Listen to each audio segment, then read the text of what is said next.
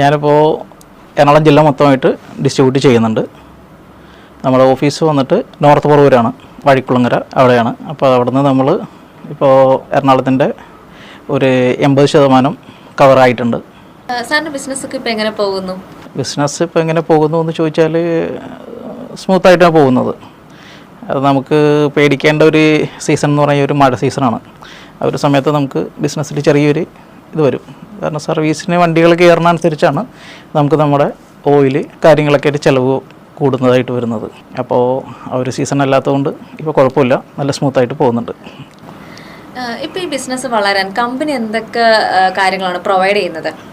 Number 1 എന്ന് പറഞ്ഞു കഴിഞ്ഞാൽ ബെറ്റർ ക്വാളിറ്റിയാണ് കമ്പനി പ്രൊവൈഡ് ചെയ്യുന്നത്. അപ്പോൾ അത് ഉപയോഗിക്കുന്നവർ ചോദിച്ച് പിന്നെയും വാങ്ങുന്നുണ്ട്. അവർക്ക് സപ്പോർട്ടായിട്ടുള്ള ടീഷർട്ടുകൾ പിന്നെ അങ്ങനെ തുടങ്ങിയുള്ള പ്രൊമോഷൻ ഐറ്റംസ് കമ്പനി തരാറുണ്ട്.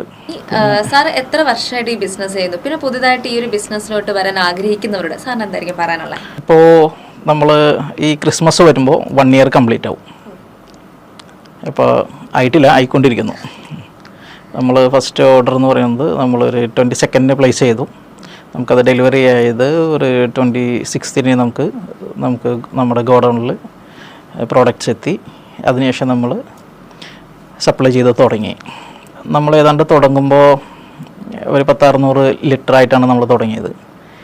അതിപ്പോൾ വളർന്ന് ചില സമയത്ത് നമ്മളൊരു 2K ഒരു 2000 ലിറ്റർ വരെ നമ്മൾക്ക് പർച്ചേസ് പോകാറുണ്ട്. ഇതൊരു ബെറ്റർ ഓപ്പർച്യൂണിറ്റിയാണ്. പക്ഷേങ്കിൽ പെട്ടെന്ന് ഒരു ഇത് പ്രതീക്ഷിക്കരുത്. നമ്മൾ ഇൻവെസ്റ്റ് ചെയ്തിട്ട് പെട്ടെന്നൊരു റിട്ടേൺ നമുക്ക് ഇതില്ല. നമുക്ക് എന്താ പറയുക, നമ്മളിപ്പോൾ ഒരു 1 ഇയർ ഇപ്പോൾ റണ്ണിങ് ആയതുകൊണ്ട് പറയണതാണ്. അപ്പോൾ അത് കുറച്ച് കഴിഞ്ഞാൽ കുറച്ച് താമസം ഉണ്ടാവും. അപ്പോഴാണ് നമുക്ക് ഇതിൻ്റെ റിട്ടേൺ എന്നുള്ളത് ഒരു സങ്കല്പത്തിലേക്ക് വരാൻ പറ്റുള്ളൂ. സാർ ഡിസ്ട്രിബ്യൂട്ടർ പോയിന്റ് ഓഫ് വ്യൂവിൽ ചോദിക്കുകയാണ്, ഇപ്പം ഒത്തിരി എഞ്ചിൻ ഓയിൽസ് നമുക്കിപ്പോൾ അവൈലബിൾ ആണ്. അപ്പോൾ ഈ ഒരു ബ്രാൻഡ് എന്തുകൊണ്ട് ഇങ്ങനെ ചൂസ് ചെയ്തു എന്ന് ചോദിച്ചു കഴിഞ്ഞാൽ അതിൻ്റെ ഒരു ക്വാളിറ്റി തന്നെയാണ്.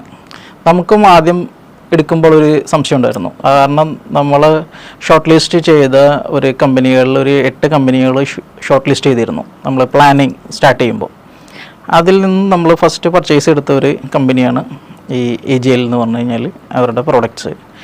അത് നമുക്ക് അത്ര അറിയാവുന്ന 1-2 മെക്കാനിക്സിന് ആദ്യം തന്നെ കൊടുത്ത് അവരുടെ ഒരു സാറ്റിസ്ഫാക്ഷൻ.